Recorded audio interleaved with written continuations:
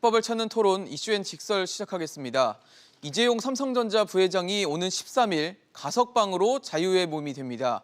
지난 1월 국정농단 사건 파기환송심에서 실형을 선고받고 재수감된 지 207일 만인데요. 이 부회장의 가석방 이후 삼성의 총수로서 어떤 행보를 보일지에 관심이 쏠리고 있습니다. 그럼 관련 얘기 지금부터 나눠보겠습니다.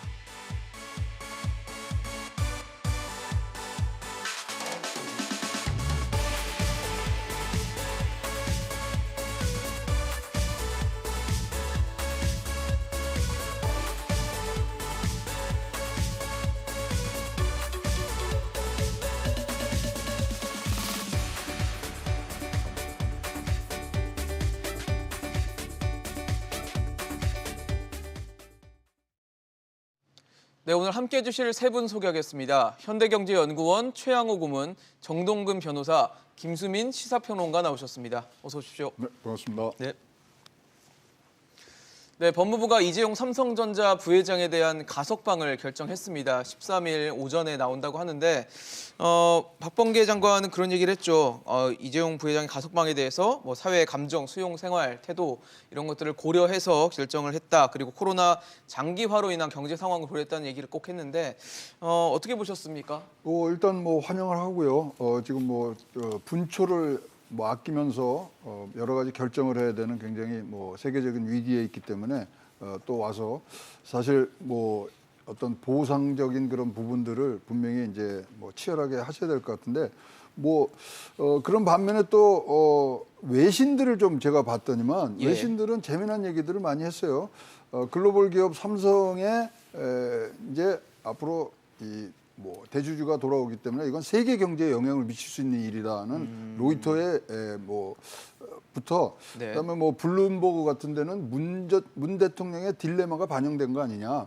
뭐냐면 자기의 정치적 유산이거든요. 이런 촛불 정국을 통해서 그렇죠. 대기업 개혁이라든가 이런 것들을 했는데 네.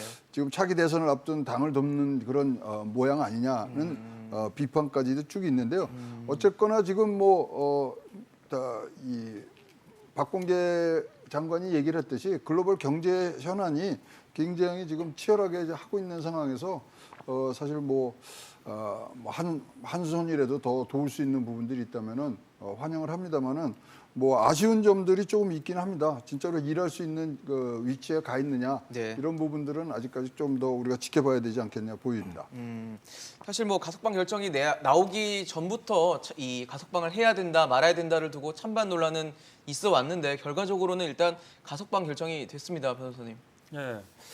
이와 관련해서 이제 최입의 국회의원이 지금 별건 재판을 앞두고 있는데 거기서 이제 혐의를 인정하지 않는 등 이제 반성의 기미가 전혀 없다. 그럼에도 불구하고 가석방 요건을 충족하지 않았는데 가석방이 한다는 것은 지나치게 정치 경제적 판단이 고려가 된 것이 아니냐 이제 이런 얘기들이 나오고 있습니다. 예. 근데 이 부분은 이제 가석방 제도의 어떤 이제 법적 개정 과정하고 우리나라가 조금 다른 나라와 다른 식으로 그 가석방 제도를 운영하는 부분을 좀 짧게 설명을 드리자면요. 네. 원래는 이제 가석방은 하고 나면 말 그대로 이제 그 징역형이나 금고형의 집행을 일시적으로 이제 중단을 하는 걸로 운영이 되다가 97년 이제 형법 개정 때 네.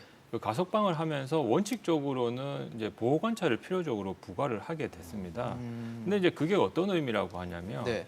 우리가 이제 죄를 지어서 형을 집행을 받아야 하는 수감자들은 기본적으로 교도소에서 이제 그 형의 집행을 마쳐야 되는데 이제 사회에 환원을 시켜주면서 대신 조건부로 그 보호관찰을 부과를 하면서 교정이 꼭 교도소라는 시설 내에서만 처우가 일어나는 것이 아니고 그것이 이제 사회 내에서도 충분히 이제 형의 집행의 연장으로서 그 처우를 할 수 있다 이런 식으로 이제 조금 학자들의 논의가 있어서 97년에 이제 형법이 개정이 됐어요. 네네. 그런데 일단 형식적인 요건을 좀 이제 살펴보자면 일단 유기징역 같은 경우는 이제 형기 3분의 1 이상 경과를 하게 되면 가석방 요건을 충족하죠. 네네. 그런데 이제 이재용 부회장께서 그때 이제 2년 6개월 형을 받았는데 지금 이제 한 60% 이상 좀 복역을 한 상황이죠. 복역을 한 상황이고 예.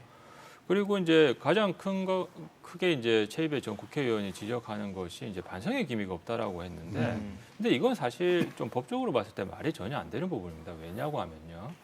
우리가 이제 내가 지금 어떤 기존의 범죄를 가지고 이제 형을 살고 있는데 사실 별건으로 시작되는 재판이 정말 억울하게 기소가 돼서 무죄 주장을 해야 되는 상황이 있을 수 있지 않습니까? 만약에 그럴 때 별건 재판에서 자백을 하는 것을 조건으로 가석방을 허용을 한다면 네. 사실 가석방을 빌미로 그 사람에게 자백을 강요하게 되는 그런 문제가 있거든요.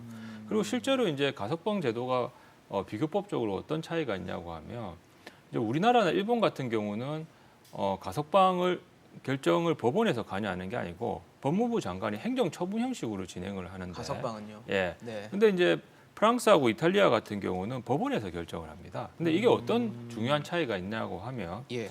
어떤 사실 법적인 판단에 의해서 가석방을 허용하는 것이 아니라 정치 경제적 목적을 고려해서 좀 한목적적으로 또는 때로 이제 좀 유연하게 이제 적용을 하겠다라는 그런 정책적 결단이 있었던 거예요. 네.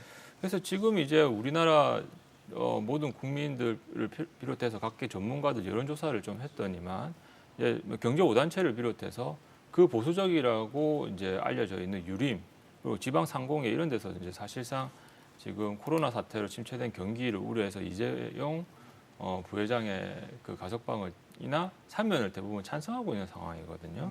그래서 일단 요건 자체는 뭐 충분히 충족이 되었다라고 보고 거기에 더해서 어떤 약간 이제 정치 경제적 판단이 고려가 돼서 이런 결정이 나오지 심사위원회에서 않았나. 그렇게 했겠죠. 예, 그렇게 저희는 보고 있습니다. 사실 그럼에도 이재용 부회장이 가석방이 안 된다라는 뭐 시민단체라든지 이런 곳의 입장을 보면 이 어떤 경제적인 이유라든지 뭐 기업 활동을 이유로 이런 식으로 가석방을 해주고 풀어주면 이제 기업 범죄가 끊이지 않을 수 있다 뭐 이런 우려들을 하고 있거든요. 그러니까 좋지 않은 선례를 남기는 것이다라는 지적을 했었는데 결과적으로는 가석방으로 결정이 됐거든요. 저는 이번에 가석방을 보면서 세상이 되풀이되고 있거나 혹은 더 나빠지고 있다는 생각까지 들었습니다. 옛날에 있었던 텍스트들을 다시 한번 봤는데요. 예. 2012년 대통령 선거 때입니다. 12월 10일에 서울대학교 조국 교수가 이런 글을 썼어요. 박근혜는 재벌 총수의 부담과 기업 자체의 부담을 혼동하고 있다. 문재인의 지적에 박근혜 당황. 경제 어려운 시기란 말만 반복. 지금 이것이 문재인 정부의 풍경입니다. 그렇죠. 박근혜 후보가 했던 것이 문재인 그것에 대해서 정부가 지적을 했던 그대로 거죠. 따라하고 있는 이런 상황이고 조국 교수도 SNS에 글 많이 쓰시는 분인데 어제는 다 침묵하셨어요. 그리고 얼마 전에 이재명 경기지사가 이재용 부회장에게 특혜를 부여하는 것도 옳지 않지만 그렇다고 해서 가석방이라든지 이런 제도에서 불이익을 줄 필요도 없다라고 하는 발언을 했었어요. 지난달 7월 20일에 있었던 얘기인데 예. 똑같습니다. 박근혜 대통령도 2015년 1월에 기업인 특혜 받아서도 안 되지만 역차별도 안 된다라고 했고 기업인 가석방은 법무부 장관 소관이다라고 했거든요. 그대로 지금 문재인 정부에서 되풀이되고 반복되고 있어요. 있다는 근데 아무래도 뭐 국민 여러분도 그렇고 이제 뭐 저 경제적 문제 때문에 좀 해야 되는 거 아니냐 이런 얘기를 하시는데 여기에 대해서도 굉장히 좋은 글이 있습니다. 한 정치인이 쓴 뭔가요? 글인데 네. 범죄를 저지르고 수용 중인 기업 대표들에 대해 가석방을 시행한다는 보도가 계속 나오고 있다. 그들이 나와야 기업이 투자 결정을 한다는 것이 그 이유다. 우리나라 재벌이라는 분들의 기업 소유 지분은 5%도 채 안 되는데 그들이 기업을 좌지우지하는 것 자체가 비정상적인데 그 한 사람이 그룹 전체에 투자 결정을 한다는 것도 비정상적인 기업 운영이라고 아니 볼 수 없다. 글로벌 기업이 아니라고 스스로 자복하는 꼴이다. 이 글을 쓰신 분은 홍준표 현 국민의힘 의원입니다. 2014년 12월 말에 쓰신 그런 글인데 지금 정치인들이 예전에 했던 얘기하고 이제 거꾸로 되어가고 있고 더 나빠진 것은 예전에는 이런 가석방을 하면은 집권 세력 내부에서도 이거는 좀 아닌 불공정하다 거 아니냐. 이런 얘기가 나왔는데 네. 지금은 유력 대선 주자 중에서 아무도 거의 반대하지 않는 좀 군소주자에 해당하는 분들만 반대하는 그런 상황이 된 것 같아서 좀 서글픕니다. 사실 지금 뭐 예전에 있었던 네. 코멘트들을 말씀을 해주시면서 그러니까 이재용 부회장이 어떻게 보면 이 케이스 자체가 특혜가 될 수 있다라는 지적을 해주신 거거든요. 근데 이제 저는 뭐 보니까 이제 언론들을 이제 쭉 분석을 해보니까 5개 질문을 하는 것 같아요. 우리 5 이제 개요? 뭐 이 법, 그러니까 행정을 처분하는 분도 국민들에게 네. 재범의 위험이 있는가? 그냥 없는 것 같아요. 제 의견만 말씀드리면. 네. 그다음에 개정의 전이 현저해야 되느냐? 2010년 4월 달에 사과문 발표하면서 개정의 정은 저는 있다고 보여지거든요. 그다음에 자기 4세 경영은 안 하겠다 등등. 그다음에 글로벌 경제적 이유 이거는 있는 것 같습니다. 그다음에 해외에서 이재용 부회장이 할 일이 굉장히 많다. 네. 근데 지금 뭐 해외에 이렇게 이제 가석방이 되면요. 해외 여기서 법무부에서 나가라 그래도 상대국에서 안 받아줄 수도 있어요. 거기서 이제 철저하게 비자 이런 걸 보거든요. 그다음에 10년 내에 삼성이 맞은 위기 중에 가장 큰 위기다. 이것에 대한 답을 하는데 삼성은요 지난 10년간 위기가 아닌 적은 없었어요. 근데 이렇게 봤을 때 지금 삼성이요 뭐 지난 분기 같은 데는 인텔을 제치고 반도체 업계에서 세계 1위를 탈환하거든요. 네네. 뭐 샤오미가 지금 뭐 핸드폰에서 쫓아오고 있는 부분, 그다음에 뭐 투자가 지연되는 부분, 투자도 2024년, 2030년까지죠. 171조 하는 거 겨우 2년 지났어요 지금. 그렇죠. 그래서 이런 것들을 종합적으로 했을 때 사실 이제 우리가 판단해야 되는 건 이재용 부회장이 진짜 오롯이 일을 할 수 있어야 되는지 말아야 되는지가 판단인데 그 부분에 조금 아직도 이 뭐 월가을부 논란의 대상이 되고 있어서 예. 향후에 어떤 식으로 자기가 복귀를 하면서 어떤 행보를 할 건지를 좀 더 소상히 밝혀야 될 것 같고요. 지금 뭐 일정을 그 한번 챙겨봤더니 17일 날, 네. 17일 날 삼성 중법 감시위원회 정기 회의가 있어요. 네. 거기 참석하는 걸로 지금 뭐 알려져 있거든요. 네. 거기서 분명하게 신뢰 회복 방안을 꼭 말씀을 해주시고 국민들에게 어떤 식으로 나갈지 구체적인 이런 방안들을 좀 얘기를 해주는 것이 이런 모든 사실 조건부 석방인데 거기에 대한 대답이 되지 않겠느냐 이렇게 보여집니다. 사실 말씀을 주신 것처럼 이 가석방이라는 것 자체가 이제 조건부 석방입니다. 그래서 나왔을 때 과연 이재용 부회장이 가석방으로 돼서 자유의 몸이 됐을 때 제대로 경영 활동을 할 수 있을 것인가를 두고는 뭐 얘기들이 나오는데 일단은 뭐 취업 제한이라든지 그다음 거주 제한이라든지 해외 나가는 것도 좀 뭐 법무부 장관, 법무부에 보고를 또 해야 되고 승인 받아야 되는 이런 제약들이 있는 거는 맞는 거죠, 변호사님? 네, 맞습니다. 그래서 아까 제가 답변 드린 거를 조금 추격을 하자면 지금은 원칙적으로 보호관찰 제도, 보호관찰이 이제 같이 이제 부과돼서 가석방이 되기 때문에 예.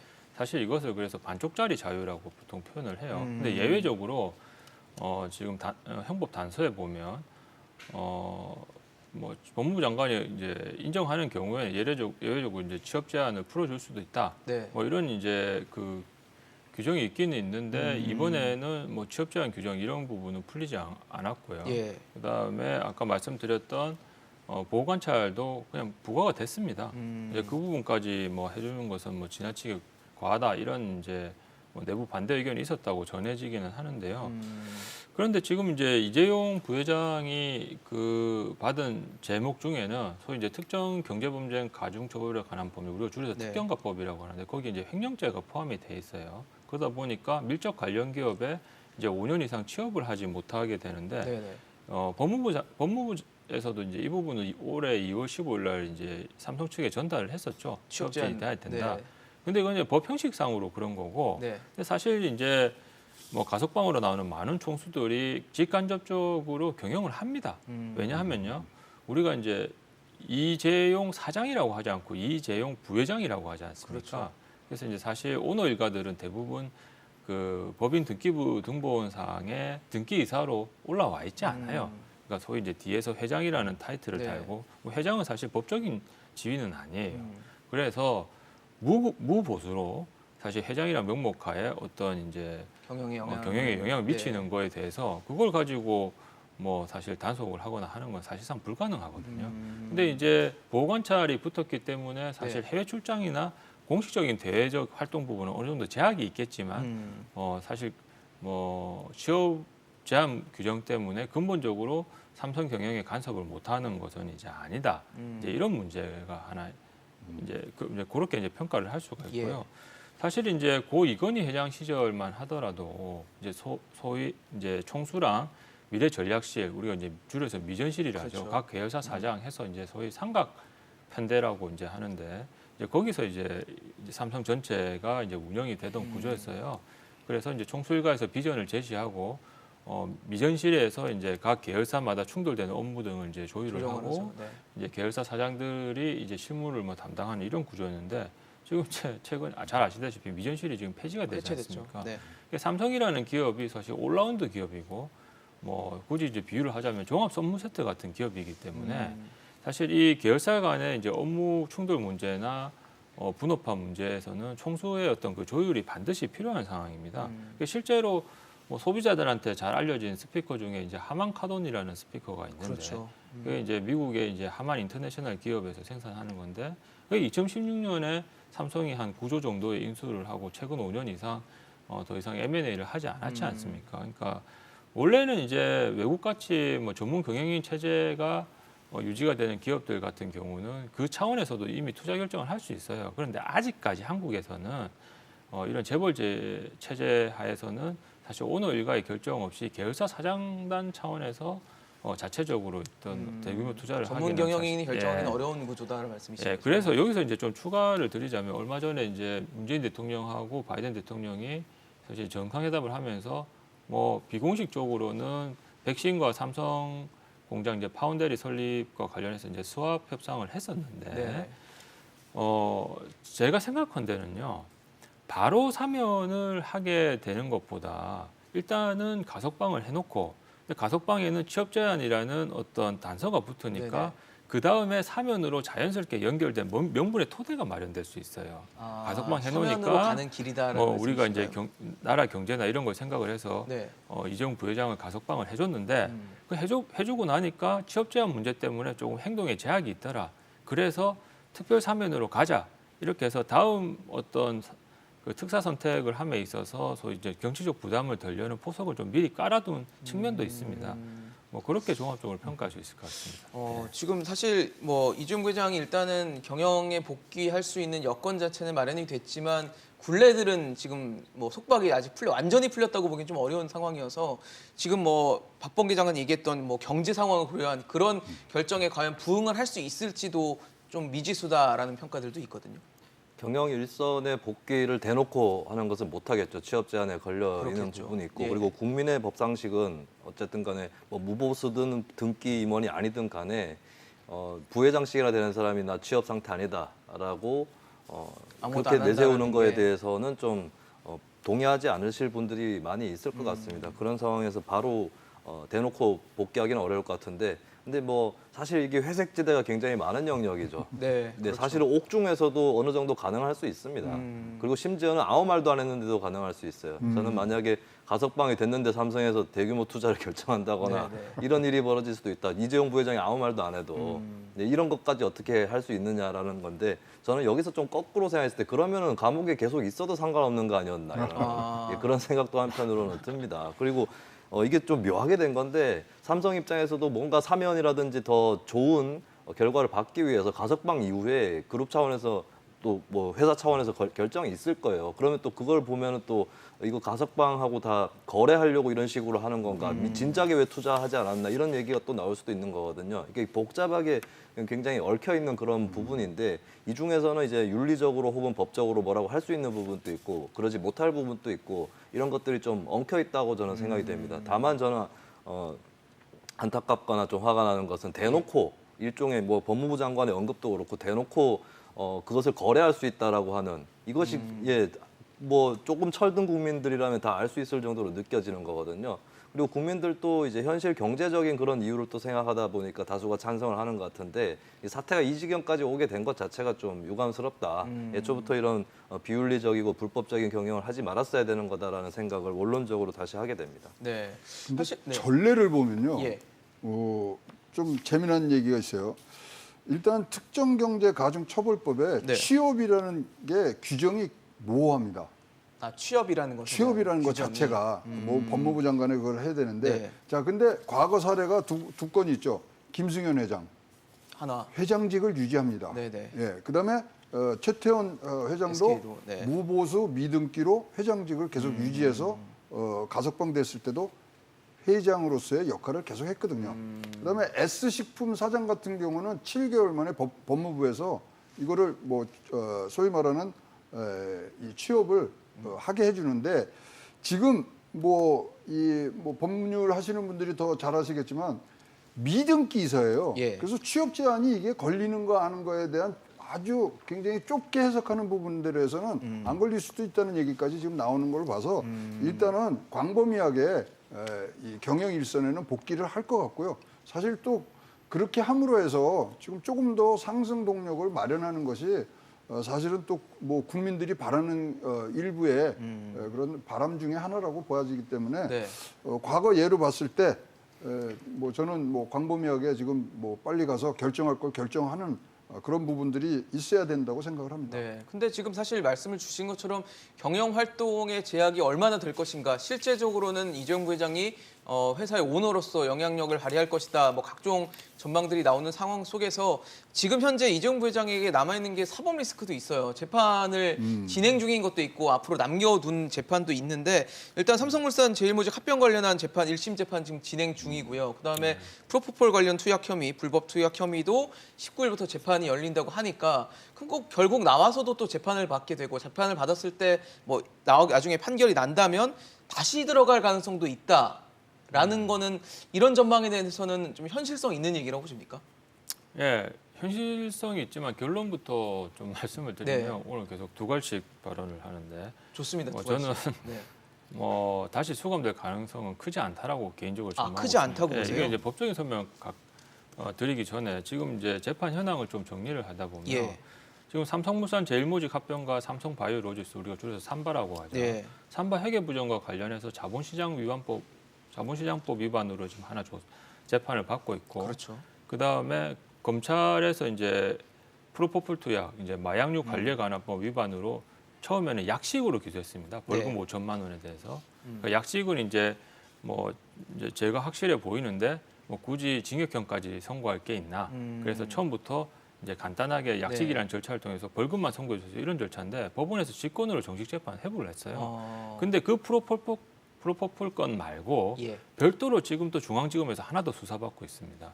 그래서 어떻게 보면 지금 총 3가지인데요. 그런데 그럼 결국은 이제 이재용 부회장이 수감되는 경우는 2가지겠죠. 하나가 가석방이 실효되거나 네. 아니면 이 방금 말씀드린 별건이 다시 이제 유죄 판결을 받아서 이제 다시 또 다시 수감이 형을 되거나 받게 되는 그 2가지인데 상황. 예. 하나하나 설명을 드리자면 예. 이제 가석방 언론에서는 이제 가석방 취소라는 표현을 쓰는데 이제 정확하게 얘기하면 가석방 실효예요. 실효요? 어떤 이제 국방부 아니고 법무부 장관이 네. 이제 가석방 취소해 이렇게 해서 행정 결정을 하는 게 아니고 네네. 어떤 요건이 충족되면 자동적으로 효력이 사라집니다. 정확한 효력이 용어는 없어지는 거고요. 이게 법 조문에도 이제 형법 74조에 가석방이 실효된다고 돼 있어요. 네. 그러면 그 요건 자체가 금고 이상의 형을 받아서 확정이 된 경우에 이제 가석방 처분이 효력을 잃는다고 했어요. 그런데 형이 확정이 돼야 돼요. 예, 그런데 제가 생각했을 때 이제 프로포폴 관련돼서 마약류 관리법 위반은 특별한 사정이 없는 한 벌금형이 선고된 거예요. 선고된 거예요. 그래서 금고 이상의 형이 아니기 때문에 그렇네요. 이 부분은 가석방 실효랑 상관이 없고 뭐 이재용 부회장이 뭐 네. 벌금 안 낼 리는 없을 거 아닙니까? 그렇죠. 뭐 벌금을 안 내면 사실 환영유치를 해서 일이 더 소위 커지는데요. 이제 뭐 그렇게 황제 노역을 하게 되니까 네. 돈은 당연히 낼 거고. 그다음에 자본시장법 위반 같은 경우는 지금 현재 피고인만 11명입니다. 근데 이제 한 명 뭐 신문을 했다라는 기사를 저희가 봤는데 아마 이재용 부회장의 변호인단은 재판을 최대한 끌려고 할 거예요. 왜냐하면 지금 2년 6개월 선고받은 것 중에서 약 60% 이상의 형기를 충족을 했지 그렇죠. 않습니까? 네네. 그러면 재판 이제 1년 남짓 남았는데 1년만 끌면 가석방 잔여 기간은 다 끝나고 이제 도과를 완전히 해요. 자유무용이 그런데 되겠죠. 저희가 봤을 때 1년 안에 이재용 부회장의 자본시장법 위반 재판이 끝날 가능성은 10%도 안 돼 보여요. 이게 좀 어려운 얘기를 드리자면 검찰이 증거 신청을 하면 변호인이나 피고인이 다 부인을 합니다. 그러면 검사는 그 증거의 증거 능력을 위해서 참고인을 다 증인으로 부를 수밖에 없어요. 그래서 그때 뭐 박근혜 대통령 전 대통령 사건에서도 뭐 증인만 막 수십 명 나오는 게 바로 그런 거예요. 그러니까 시간을 끌 수 있는 여지가 그다음에 충분하다는 말씀이시네요. 검찰 측 증인뿐만 아니라 피고인 측에서도 적극적으로 증인 신청하겠죠. 증인 신문 한 번 하면 한 명당 최소 한두 시간이거든요. 그러니까 재판은 엄청 길어지겠죠. 물리적으로 한계가 있네요, 분명히. 예, 그래서 남은 잔여 형기 동안 그 자본시장법 위반 사건의 판결이 선고될 이유도 없을 뿐만 아니라 설사 그 전에 선고된다고 하더라도 법원에서 법정 구속은 안 할 수도 있습니다. 그래서 결과적으로는 정리를 하자면 가석방이 실효될 가능성도 크지 않고요. 네네. 지금 이제 추가로 이제 남아 있는 별건 3건, 즉 프로포폴 2건하고 네. 자본시장법 위반에서 그 프로포폴과 관련된 마약류 관리법 위반은 벌금형이 선고될 가능성이 크고요. 자본시장법 위반은 재판이 상당히 지연이 될 것이고. 현재 형기 내에서 뭔가 네. 결론이 나오진 않을 거다 말씀이신 확정이 되는 데까지는 대법원까지 간다고 하면 아, 최소 그럼 몇 년이 한 걸리겠죠? 3년 걸리겠죠. 네. 근데 물론 이제 이럴 가능성이 있어요. 1심에서 판사가 법정 구속시킬 수도 있습니다. 아 1심부터. 예, 1심에서 이제 판결을 선고하면서 법정 구속시킬 수 있는데 이제 물론 법원이 정치적 고려를 그 감안해서 판결을 하는 기관은 아니에요. 네네. 모든 사람은 그렇게 알고 있는데 뭐 실제적으로 그럴 사실 수 있을 그럴까? 것인가에 대해서는 하는 의문이라는 의문은 충분히 말씀이시군요. 할 수 있죠. 그래서 이제 결론만 말씀을 드리자면 재수감될 가능성은 크지 않다. 그것이 저의 생각입니다. 알겠습니다. 일단 뭐 지금 뭐 재수감 가능성에 대해서 체크를 해봤는데 지금 앞서 말씀을 주셨던 것 중에 이 가석방이 결국은 이 사면을 위한 포석이다라는 얘기를 해주셨는데 사면은 이 가석방은 지금 법무부 장관의 권한이고 사면은 대통령의 권한이잖아요. 그럼 결과적으로 사면을 한다는 거는 문재인 대통령이 뭔가 결단을 내려야 된다는 얘기인데 상당히 문재인 정부는 촛불 정권으로 시작을 했기 때문에 이 사면을 한다는 것에 대한 부담을 갖고 있는 건 아닌지에 대한 생각이 드는데 어떻게 좀 보십니까? 저는 뭐 가석방도 문재인 정부의 작품이다. 박범계 장관 행정의 작품이 아니라 문재인 정부의 작품이라고 봅니다. 어제 청와대에서 아무 언급 없었다. 이것은 굉장히 원론적인, 그러니까 1차적으로 법적 권한이 장관한테 있으니까 그렇게 한 건데 사실 네네. 정치적으로는 굉장히 무책임한 것이다라고 보고, 제가 인터넷에 이제 문재인 대통령 지지층, 특히 그 중에서도 이재명 지사 지지층의 반응을 봤는데 박범계 장관에게 다 미루고 있더라고요. 굉장히 무책임한 태도입니다. 본인들 다 지금 문 대통령부터 이재명 지사까지 누가 이 가석방에 반대를 했으며, 예, 그리고 지금까지 저는 현 정부 들어서서 흐름을 보면은 특히 이제 뭐 검찰 개혁, 뭐 법무 개혁 이런 얘기를 많이 했지만 그쪽에서 이루어졌던 일관된 흐름들이 있습니다. 사실은 박범계 장관도 장관 취임할 때 시민단체에서 장충기 수첩에 이름이 나오는 사람이다. 이 사람이 이제 삼성에게 불리한 법안에 대해서 동료 의원들이 서명하고 할 때 박범계 의원을 하지 않았다.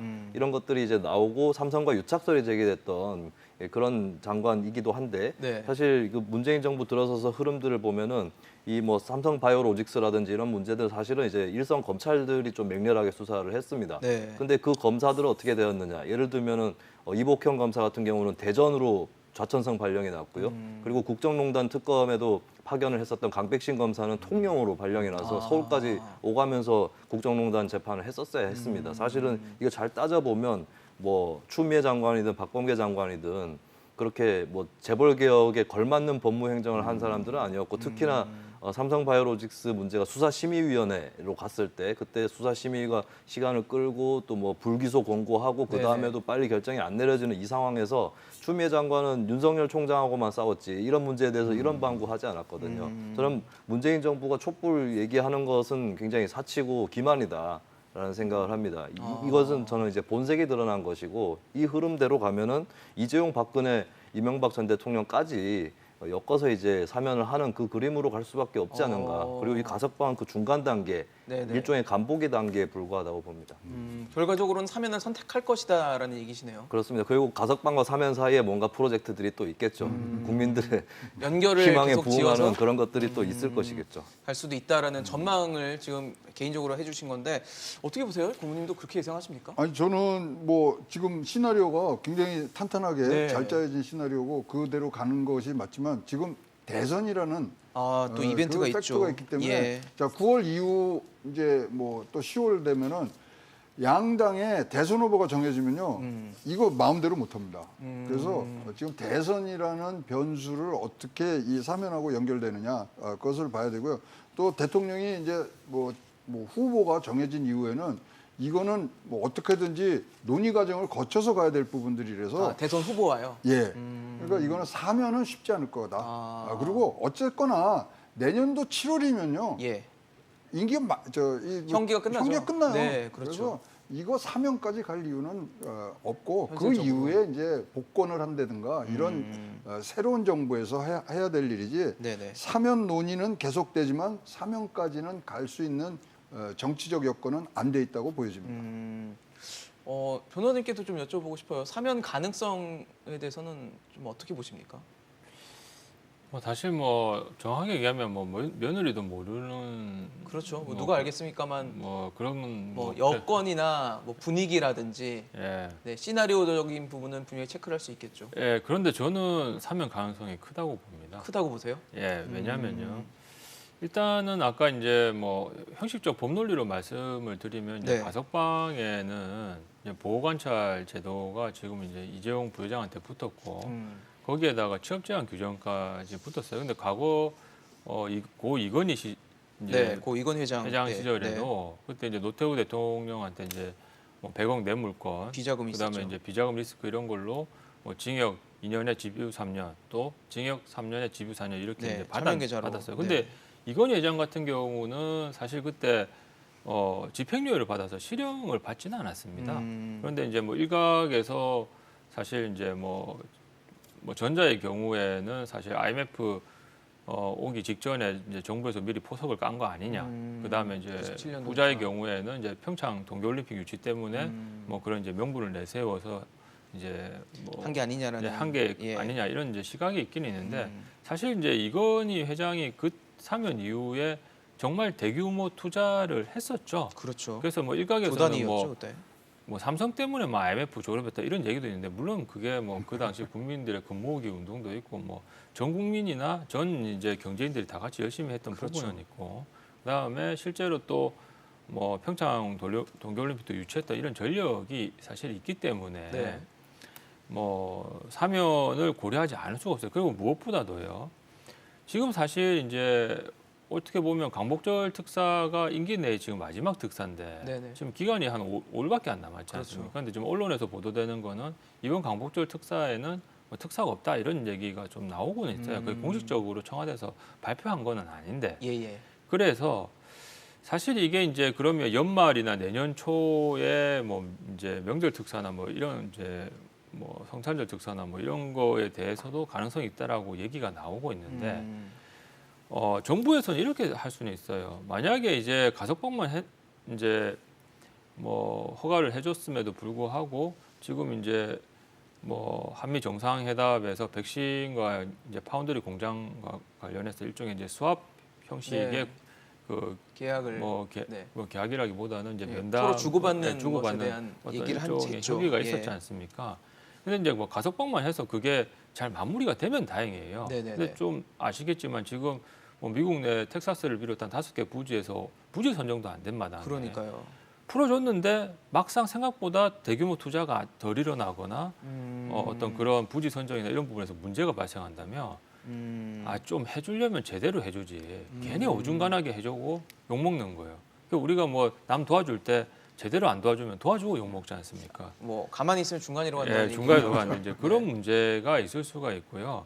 그 다음에 이제 대선을 지금 의식을 안 할 수밖에 없기 때문에 지금 이제 사실 정부에 대한 뭐 야당의 공세 자체가 지나치게 반기업적 정서를 기반으로 해서 소위 이제 기업들이 사업을 제대로 할 수 있는 생태계를 깔아주기보다는 각종 레귤레이션으로 규제를 했다.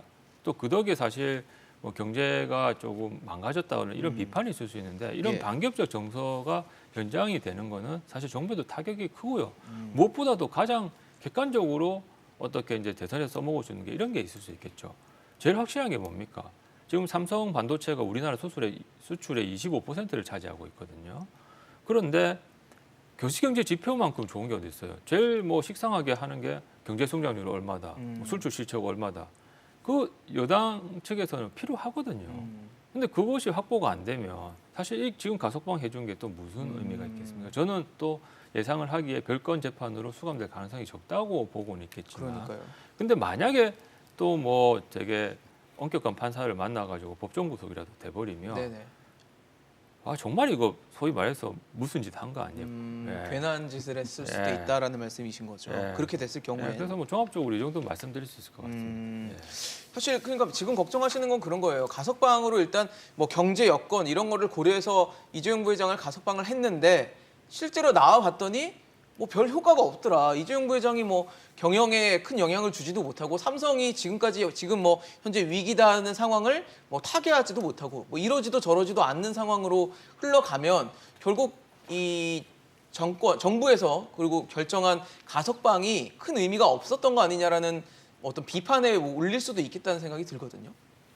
그렇게 되면은 만약에 삼성 쪽이 그걸 전략으로 쓰겠다면 좀 대단히 위험해 보이는 게 국민 여론이 조금 돌아설 가능성이 분명히 있습니다. 등을 돌릴 수 있다. 그러니까 최근 여론조사에 보면 어쨌든 간에 이재용 부회장에 대해서 사면 내지는 가석방을 해줘야 된다가 60~70%는 나왔었거든요. 그렇죠. 근데 이게 분명히 국정농단 사건 때 그 여론하고는 다른 여론입니다. 그러니까요. 그때 촛불을 생각을 해보면 보통은 어떤 대규모적인 어떤 여론의 반발이라든지 시위가 일어나더라도 재벌이라든지 이쪽까지 영향을 끼치지는 않았었거든요. 보통은 그랬는데 이제 저 때가 거의 처음이었어요. 촛불 때가. 네네. 이재용 구속이라고 하는 구호가 주요 구호로 그렇게 재창이 되던 그런 상황이었는데 거기서 수년 만에 그렇게 여론 흐름이 바뀌었다는 거는 이재용 부회장이 곱다라기보다는 어떤 경제 역할을 해줄 수밖에 없지 않느냐. 그만큼 우리 경제 힘들다는 얘기겠죠. 그렇죠. 그리고 지푸라기라도 잡아야 된다 이런 생각인데 가석방 됐는데도 별 변화가 없으면 이제 그러게요. 이재용 부회장 당연히 뭐 취업 제한이라서 권한이 없다 치더라도 국민들이 이제 눈치껏 생각을 하고 있는 거거든요. 그러니까요. 예, 네. 그런 것들을 이제 풀어줬는데도 없으면은 좀 돌아설 우려가 있다라고 하는 것이고 그리고 이런 이제 줄다리기 같은 인상 자체가 나쁜 것은 현재 이제 삼성이 국내외 여러 이제 기업들의 도전에 직면을 해 있지 않습니까? 그렇죠. 그런 상황에서 이제 재벌 총수의 역할이 필요하다라고 해서 지금 가석방 내지는 사면 여론이 붙어 있는 건데 그러니까요. 그러면은 자기 기업을 위해서라도 기업 스스로가 빨리 뭘 움직여야 되는데 총수의 운신을 이유로 움직이지 않는다라고 하는 것은 자해적인 것으로 또 비춰지는 거거든요. 국민들이 보더라도 이런 것들을 봤을 때는 그냥 이제 사면 안 되면은 뭐 별 수 없다 이런 식으로 나가기는 대단히 위험하지 않을까 그렇게 보입니다. 그럼 결과적으로 삼성도 어쨌든 이 이재용 부회장 가석방 이후에 뭔가를 실적을 보여주려는 그런 움직임을 보여줘야 되는 생각을 하겠네요. 저는 그렇게 해야 되지 않을까. 삼성 그 어떤 이기적인 입장에서 생각을 네네네. 하더라도 예, 그렇게 하지 않을까 싶습니다. 아니 근데 예. 이 경제 실적이 도깨비 방망이도 아니고요. 나오자마자 나올 수 있는 건 아니거든요. 이게 이제 유야무야 될 수밖에 없는데 네. 자 눈에 띄는 건 이거예요. 삼성전자 IM 부분, 그러니까 무선 전화기 네. 부분에서는 지금 2분기에 6천만 대 휴대폰 생산량 했거든요. 네. 그걸 4분기에 지금 9천만 대로 늘린다는 계획을 갖고 있어요. 150%네요. 예, 그 정도지 무슨 투자하는데도 실사 6개월 가야 되고요. 지금 할 일 많거든요. 그러니까요. 그래서 경제의 어떤 부분들이 지금 뭐 바로 좋아지는 부분들로 네. 지금 나타내긴 힘들고요. 사실 삼성전자가 지금 뭐 10년 만에 위기라고 하지만 작년 말에 벌써 왔었어요. 왜냐면 그때 뭐 벌써 잘 아시는 거에 마이크론에서 벌써 176단 낸드 프레시 삼성보다 먼저 한 먼저 거. 했죠. 그다음에 예. TSMC가 미국, 일본에 투자.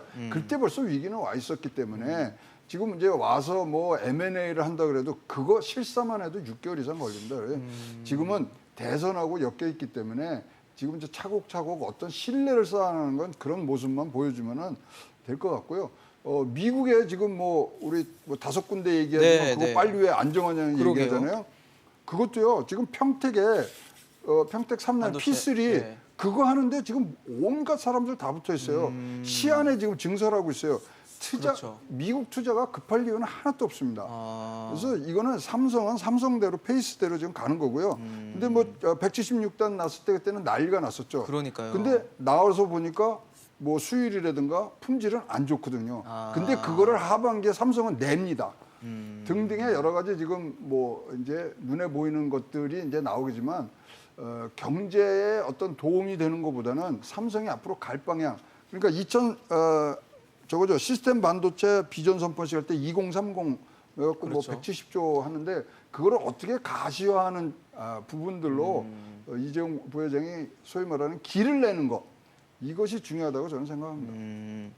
사실 삼성전자가 뭐 말씀을 해주신 것처럼 이미 위기 상황에 몰려 있고 이재용 부회장이 가석방으로 나왔을 때 과연 삼성전자의 어떤 로드맵을 또 열어줄 것인가 그게 나중에 뭐 몇 년 후가 될지 모르겠지만 투자 계획이나 M&A 어떤 결과를 지금 초석을 깔 수 있을 것인가가 아마 주요 관전 포인트가 될 것 같은데 이재용 부회장 그리고 삼성그룹의 상황을 좀 보면 지금 대규모 사과문을 대국민 사과문을 발표한 지도 이제 1년이 지났어요. 당시에 뭐 이제 자녀에게 승계하지 않겠다 뭐 하는 등 각종 사과를 하면서 뭔가 삼성이 이제 쇄신을 하는 것인가를 두고도 얘기들이 있었는데 지금 이제 한 1년여 지난 상황에서 봤을 때는 삼성이 그래도 변화를 시작하고 있다라고 좀 보시는지 그것도 좀 궁금합니다. 예, 근데 지금 이제 사실 뭐 고 이건희 회장 시절하고 또 뭐 지금 또 아들인 또 이재용 부회장 네. 시절하고 뭐 사면과 관련해서 투자가 다시 또 일종의 자신의 건재를 과시하기 위해서 즉 대한민국에는 삼성이 필요하고 삼성에는 내가 필요하다 이런 이제 메시지를 확실히 전달하고 싶거든요. 근데 이것뿐만 아니라 글로벌적으로 고려해야 될 변수들이나 주변국들과의 관계에서 너무나 많은 요소들이 있습니다. 예를 들어자면 지금 이제 얼마 전에 바이든 대통령이 이제 웨이퍼 손에 들고 그렇죠. 이제는 이제 반도체 산업에 대해서 미국도 뭐 어느 정도 준비를 해야 된다 이렇게 해서 사실 미중 간의 반도체 전쟁을 촉발시키지 않았습니까? 근데 이제 미국에서 지금은 기존에 이제 팹리스 공장 위주로 해서 이제 위탁 설계 쪽을 많이 맡겼었는데 지금 사실 생산하는 업체들이 대부분 뭐 대만이나 한국 같이 지정학적으로 중국 근처에 있다 보니까 그렇네요. 사실 미국 입장에서는 위기를 느낄 수밖에 없어요. 그래서 이번에 인텔에서도 사위 업체인 글로벌 이제 그 파운드리 업체를 또 인수를 했었고 네. 하수를 할 계획을 가지고 있고 그렇죠. 지금 TSMC 같은 경우도 엄청난 공격적 투자를 지금 투자를 감행을 계속 하고 있죠. 있잖아요. 네. 그런데 사실 우리나라 같은 경우는 반도체 강국이라고 하지만 사실 이제 디램을 중심으로 한 메모리 쪽에서 강세 어느 정도 보였던 강세가 건 있고 사실이죠. 메모리 부분에서는 세계 시장 점유율이 42% 정도밖에 안 됩니다. 42% 정도는 되는데 네. 소위 이제 파운드리 시장 같은 경우는 TSMC가 무려 54%, 삼성전자 17%밖에 안 됩니다. 이제 그게 그럴 수밖에 없는 게 지금 대만 같은 경우는 반도체 생산 어떤 그 생태계 다양성이 확보가 돼가지고 소위 팹리스라는 게 뭐냐면 반도체 설계를 하고 그렇죠. 이제 TSMC 같은 파운드리 파운드리 생산을 회사에서 하죠. 생산만 이제 예. 받아서 하고 있지 않습니까? 그런데 삼성은 사실 또 그렇다고 해서 어떤 선택과 집중 차원에서 파운드리 시장을 또 버릴 수는 없어요. 왜냐하면요, 뭐 애플이나 지금 중국에서 또 샤오미가 최근에 스마트폰 1위를 또 점유율 1위를 차지했다고 했는데 사실 이제 애플 쪽에서 TSMC를 1순위로 고려를 해서 위탁 생산을 맡기긴 하지만 TSMC가 그걸 다 감당을 못 하거든요. 결국은 이제 2위 기업인 삼성이 그걸 어느 정도 뭐 수주를 해가지고 생산을 할 수밖에 없는데 그런 의미에서 보면 TSMC는 사실 TSMC가 아니라 파운드리 시장은 사실 버릴 수 없는 시장이거든요. 근데 그 외에 소위 이제 팹리스 기업 설계 같은 쪽은, 그런 네. 부분은 삼성전자만이 할 수 있는 게 아니고 사실 정부가 지원을 해줘야 됩니다. 근데 정부는 24년부터 사실 이제 비메모리 부분 또 비메모리 부분 예, 지원한다고 해놓고 아직까지 지금 별다른 성과를 내지 못하고 있고 또 무엇보다도 문재인 대통령이 K-팝을 패러디한 K 반도체 네, 네. 얘기까지 했지 않습니까? 근데 그건 사실 선언적 의미에 그쳤었죠. 그래서 지금 이제 삼성도 2030년까지 171조 정도를 투자를 한다라고 했는데 관련해서 마지막으로 법적인 부분을 조금 곁들여서 말씀을 드리자면 삼성은 사실 올라운드 기업이에요. 종합 선물 세트 같은 기업이기 때문에 이것이 오히려 이제 뭐 스마트폰도 생산하고 반도체도 생산을 하다 보니까 스마트폰에서 경쟁업체인 애플이나 샤오미 같은 데서는 사실 파운드리 부분과 관련해서 삼성한테 위탁 생산을 맡기지 않거든요. 그런 의미에서 이제 국내 팹리스 네. 생태계에서 다양화가 좀 확보가 돼야 되고 사실 좀 이번에도 또 마지막으로 빠져나온 게 총수공백 리스크로 빠져나왔어요. 내가 없으면 삼성이 안 된다. 근데 이거 사실 앞으로는 안 통할 거거든요. 지금까지는 되겠지만 그리고 알겠습니다. 삼성도 노조가 생기지 않았습니까? 그렇죠. 그래서 기존의 이제 경영 방식에서는 어느 정도 탈피를 할 필요가 있는데 그 부분에 대해서 이제 이재용 부회장이 어떤 선택을 할지는 좀 기추가 주목됩니다.